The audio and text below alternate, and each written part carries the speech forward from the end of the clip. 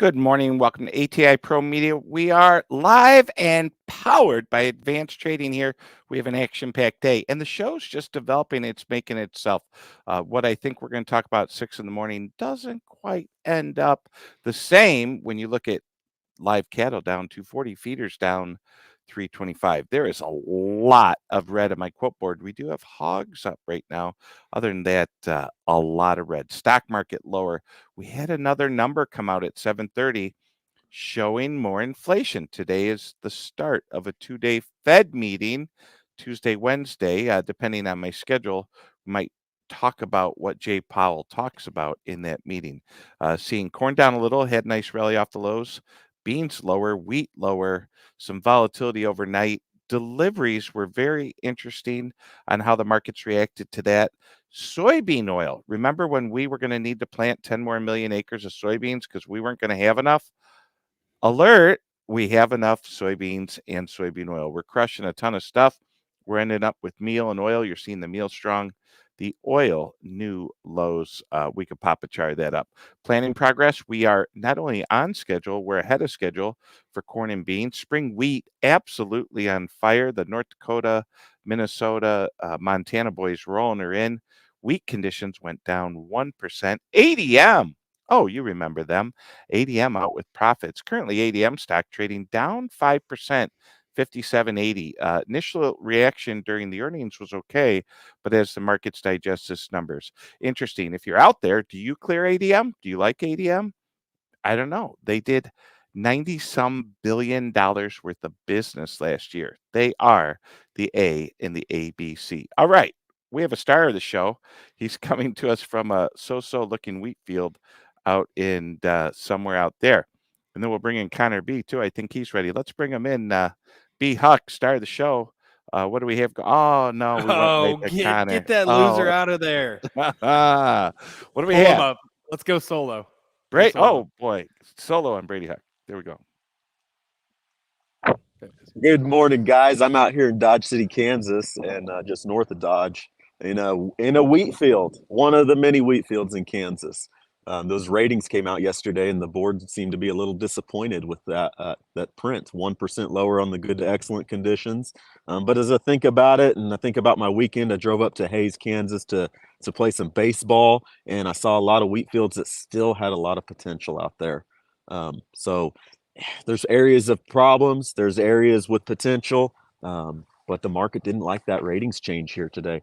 Got a couple heads I pulled here just to look. If we love to see your wheat field and wheat field pictures, so email us those at info@atipromedia.com. Send us some pictures of what you got. We love that feedback. But we got heads popping out in Dodge City. They're releasing some wheat in places. They are. You look at the headlands, you look at some more intensely managed fields, and there's a lot of variability out there. But as you look at this field here behind me, there's a pocket here in Dodge City where we've got some potential yet if we catch rains over the next 7 to 10 days. If we don't catch rains over the next 10 days, 2 weeks, we're losing yield every day, and it's going to be a problem. We Brady have a has. Go ahead, guys. Bring us both in. Well, I was Googling while Brady was talking. We plant 6-7 million acres of wheat in the state of Kansas a year. How much wheat? You're definitely in the troubled spot, right? Yeah. I think we have that overlay map we can throw up there. I'm in Dodge City in that blue area. That's, I think, the past 90 days observed precipitation. So the blue is less than 2 inches of moisture over the last 90 days. And most of that, guys, came in a January, December snowstorm. And that's what this wheat's holding on to right now. It's been 45 days of just dry conditions and abnormally warm February temperatures too. So you got this wheat a little ahead of progress. I get really worried in the south central part of Kansas. Their clock's ticking a lot faster, but as you move north and west, we've still got opportunity, and we've got a little bit better precip up there in the northern part of the state. So Kansas is very much the have and the have-nots, right? Because western Kansas is, like you said, 2 inches in 90 days or whatever that stat was. And then you look at that map, eastern Kansas, right? Yes. Much more, right? What's that? That's getting close. Is that 8 inches? Yeah, getting close to 8 inches over 90 days. Yeah, and a So lot of that came over the last couple weeks or couple days, even over the weekends. Connor, it was they went from drought to flooding in northeast Kansas and in Missouri, as our friend Bev in Missouri, ATI broker Bev said, drought to flood in a couple days. Pretty wild. absolutely. And with Absolutely. that, we have the wheat down. Now, what's interesting, Brady, is you and I and some others, we sent out actionable text alert not only on ATI ProMedia clients, but to your own clients. And we were surprised at the casualness of the cavalier attitude of people not wanting to hedge a dollar rally. And not only for 24, but for the 25 is what I found interesting. Were you able to shake down any people that actually sell cash grain, or do they not think they're going to have the wheat? It was a tough sale, and I got plenty of phone calls after blasting out some text alerts like that of, hey, let's do something with wheat this year, next year. Plenty of phone calls. Some of them were, oh, what can I do? Or others were, gosh, I'm planting my corn here in the dust and my wheat's looking like crap every day, and you're telling me to go sell it or do something. No, I'm telling you, go protect the price, and a put floor is a great way to go protect that dollar move and still, leave yourself in a position where you're bullish the cash. You've avoided the production commitments. But I was able to get some stuff done, but it was tough sledding. And I know there's probably going to be some naysayers out here that say, Brady, you went out and cherry picked the best field you could find to show us today. And that's not true. That's not true. There's a lot of fields that look like this.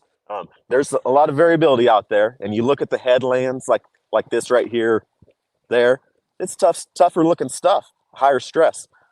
But there's definitely some potential out there if we get some help over the next 2 weeks.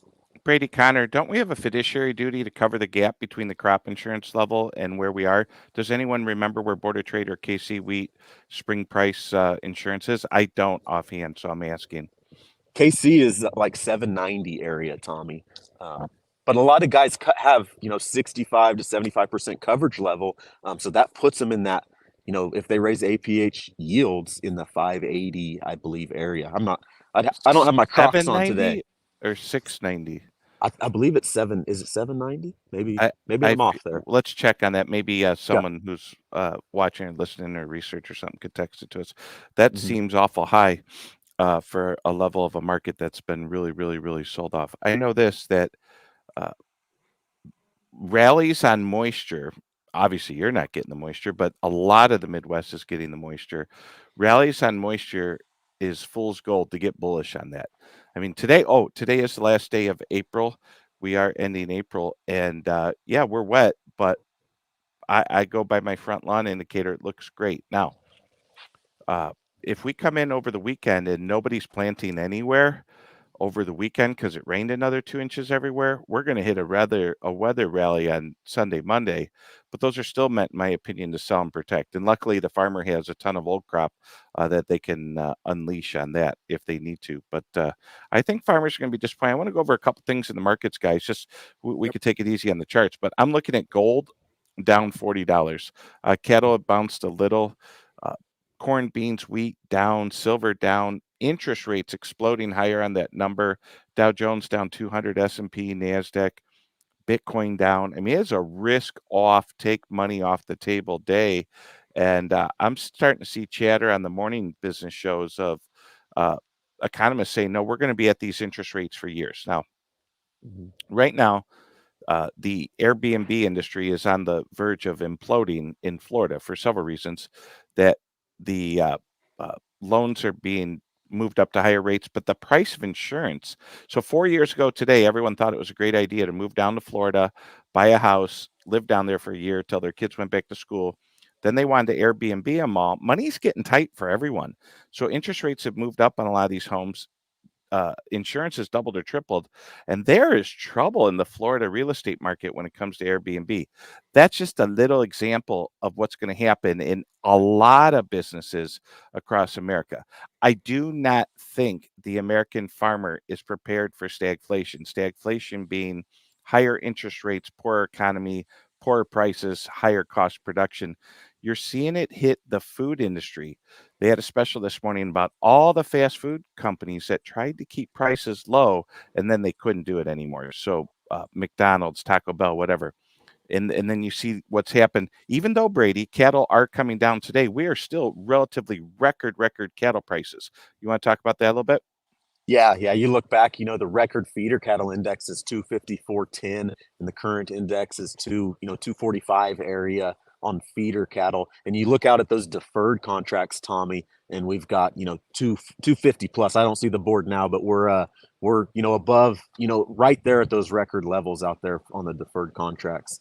Good prices to protect, but the cost, I think we've got a little more attractive cost to gain in the feed yard. But the Packers not making money here today, and that's going to we have that trickle down flow.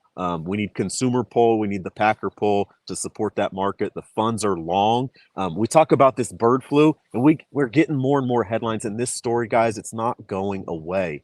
I actually think I'm really scared of what could lie ahead. As much as we want it to go away, I think the sentiment in the cattle market is something that cow-calf guys have to be very concerned about going forward. What if your herd came in contact with some animal with the bird flu, wherever you're selling them, wherever you're marketing them, however you market them? What if we go out, we do more testing, let alone testing it for it and seeing positive in ground beef? That consumer sentiment and the threat in perception of food safety and animal safety, that's a legitimate concern that could impact the fund's appetite to be in this cattle market. You guys got to pay attention to it. Yeah, safety first, 0 days since last bird flu headline. Speaking of the funds, Paul Dubrovic sent me a little thing saying that the funds had bought close to $1 billion worth of commodity indexes. Now, it seemed like a big number, okay? Mm-hmm. But when you talk about Meta had earnings and they just erased 68 billion of net worth, or Nvidia was down 10% and 100 billion came off. So Paul's saying, hey, look at this Bloomberg article. People have piled in and bought $1 billion worth of commodities. Within a millisecond, $100 billion comes off an individual stock. Think about that, folks. Speaking of coming off, Cocoa Boys down, biggest losing day ever yesterday. That's Look at that chart. Yeah. That's there's all type of acronym for what they call that GMO type of chart. Get me out, and there's other names too. But GTFO. yeah, there's a bunch of acronyms for get me out. So if you're long that and the margin department gets a hold of you, they say sell to cocoa market, and you get what you get. And everyone knows the market, which way it's going now, right? Like, so when it was going straight up, they had you. When it's going straight down, they have you. I wouldn't want to be long that. Real quick, a friend of mine in the industry posted a picture of copper. Dr. Copper was absolutely on fire last few months. He said I had to post a picture about copper being bullish to get that market to calm down. Copper coming off today too with a risk off day. So yes, we are seeing money pile into the commodities, but it's also coming out. If we did have that day where you come in and you see Dow down 1,500, 2,000, 2,500, it would be a different landscape in a lot of the commodity markets. And I don't think it's bullish. They're going to be like, oh, the Dow's down 2,500. Buy me 10 corn. That's not how it works. Like when we liquidate, it could be if they're massively short and they need money. We did see, remember when I was in Nashville that one day, corn we started to show was up 2 and it was up 9, but the stock market was having a bad day. We did see a little bit of the funds getting out, but when you look at the fund length, there's still long commodity or short commodities, right, guys? Yeah. And, to your point there on corn real quick, wheat rallying $1 off the recent lows in 8 days. KC wheat rallying $1. And what did corn do? A whole lot of nothing. And I think that wheat rally, that should have been corn's best friend. And it just kind of is an indication of the sentiment out there with this crop. Connor, what do you have for Central Illinois report before we get into questions and talk about premium content? And then we'll start winding down. It's getting a little warmer, but we're still wet. If the rains miss us, maybe we get back in the field into the week. Right now, it feels like we're not going to be able to get anything done this week, but I'm always behind. It always catches me off guard how fast we can get back in. And one thing, I don't know, we mentioned wheat conditions, spring wheat planting progress. I don't know, stop me if we've already talked about this, guys, but we did see corn planting progress is still ahead of that 5-year average, right? We got corn 27% planted versus 22% planted. And so we're still ahead, right? Doesn't feel like a whole lot's getting done this week, but we're still rocking and rolling there. Soybeans, same story, 18% versus the 5-year average of 10%. And I don't know if anyone out there follows Farm Doc Daily, right? The U of I professors, they did a fantastic breakdown on late planting, the potential for a late crop planting, and then they tried to then deduce how would that affect yield. And so it was roughly like 10 pages, so it was a little too much to talk about on this show. It was very in depth. But my takeaway with that is right now we have the national yield, the trend line yield is that 181.5, right, guys? And so with that number, they built in roughly, we average around 18 to 20% of this corn crop is going to be planted late every year, on average, going back to like 1985. Okay. So if we don't see that, right, we're planning on a 20% planting, and I think the late planting date was May 20th. So we got a long way to go before that deadline. Right. If we don't see that, you could then infer that we could be a little bit better than 181. So that was my takeaway. We've got a long way to go till May 20th. We're only 27% planted, but I think it's still a little early, even with this wet week, to be ringing that bell of delayed planting. Very interesting. We yesterday we on Premium we talked about just what happened. Just went through every state, everything. Why I continue to think that everything's on time, that I think moisture's bearish. I don't mind the hate mail. You're not going to upset me because I'm not caught long grain. You actually don't know what my position is, but I can tell you I'm not caught long old crop. I'm not caught long new crop. Some of our clients are very hedged. Some of our clients are under hedged. And I think they have to be a little bit more aggressive here because if you're planting what could be a record crop here in the beginning of May, we're 90, 100 days away from absolutely knowing where we have to put it in the town, put it into our own bins. We're also 90, call it 80 days away from a total implosion of if we had a record crop and the farmer realized we have a record crop, the funds go for another round of selling, and that old crop has to go to town. We could have a scenario where the most expensive crop you ever planted gets sold at multi-year lows into a new 15 to 20 year high interest rate environment. Boys and girls, that's a death spiral. Now I know you see land prices are trading at record highs and good prices. That's fine. If you own land, you're going to continue to be rich, but that does not mean you'll make money farming the next few years. And I don't have a super bearish scenario on land where all land's going to lose a lot of its value. I don't believe that because there's so many people who understand the value now of land, especially America land. Hey, speaking of America land, I got to give you an update from my godson out in college over at Columbia. They did invade, just much like what happened. They did invade the school. The kids, the protesters, the teachers, the rioters. They invaded Columbia University. So we have our first major invasion of a university. There's problems in Texas. There was problems at Indiana University. Looks like we have a little different, stronger police presence down there. But these universities are imploding. So the very class that didn't have a graduation because of COVID, many of these colleges are not having a graduation because of riots. So I don't know what to say except for I do text them. I texted him at midnight, 1, 4. I said, your school's blowing up. And he said, I just want to come home. But he's a good kid. And he, I don't know what to say except for that it's just wild to watch. All right, let's get into questions. Yesterday's ATI ProMedia Premium was myself talking about crop progress. I did, before the markets open, say with this crop progress, I think we'll open lower, and we opened lower.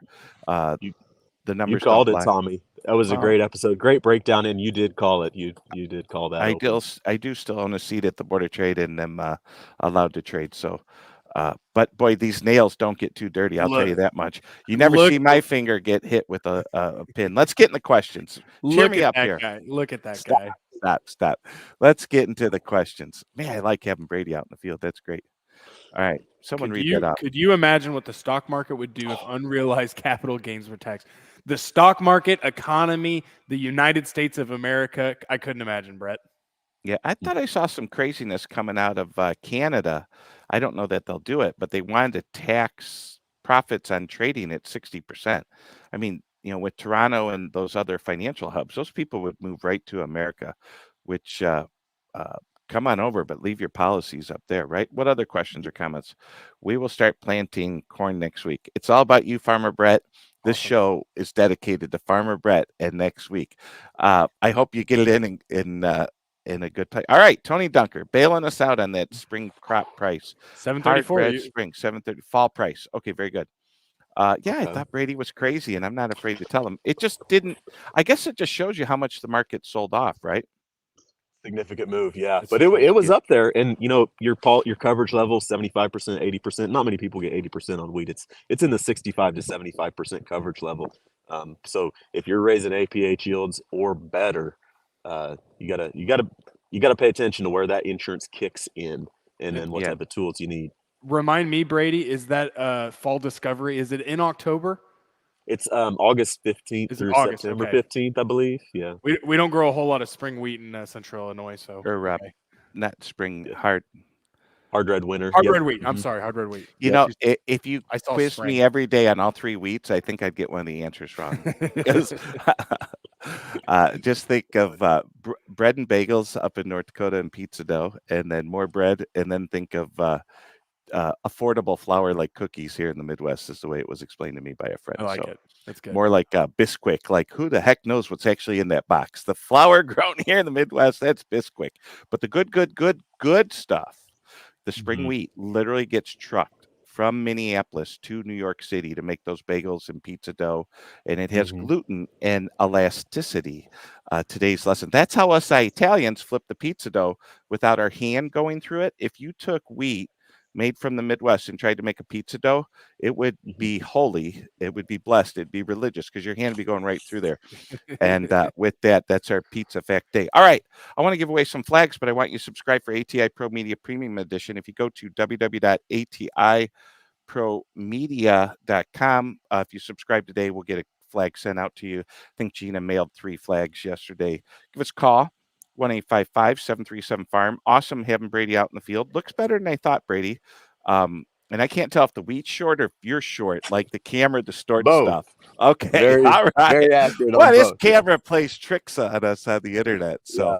Send but us if your you're- wheat pictures. If you're watching, if you're listening, we want to see what your wheat looks like and what your fields look like. So email those at info@atipromedia.com. But if Brady Huck was standing on his wallet, he'd be 7-2. Don't forget, everyone. All right, Connor B, Assumption, Illinois. Brady Huck coming to us live. Good show. I didn't bring up the charts. I am looking at the quote board. It is the only thing on my quote board that is currently green is natural gas. Hogs lower, cattle lower, corn lower. Just go with everything's lower. There's a reason. Google, folks, your homework assignment for today is to Google what is stagflation. Connor B, are you going to be able to? Did you get a hold of Cesar to get that South American report next few days? Yep, Is that, we'll get is her that done. that's going to happen? Cocoa coming off, copper coming off. We did get our 0 days since bird flu. If Brady Huck's scenario is coming true, that's very concerning for the all animal and dairy industry. With that, everyone have a great day. If you need anything, give us a call. I'm looking for the button to get out of this show. I feel like I'm lost. All right. I will be on RFD TV today at 11:45. Then Handsome Alert, you can catch me again at 1:20. I'm sure God knows what I'm talking about, but I'm just waiting for my turn to talk. We'll see everyone tomorrow.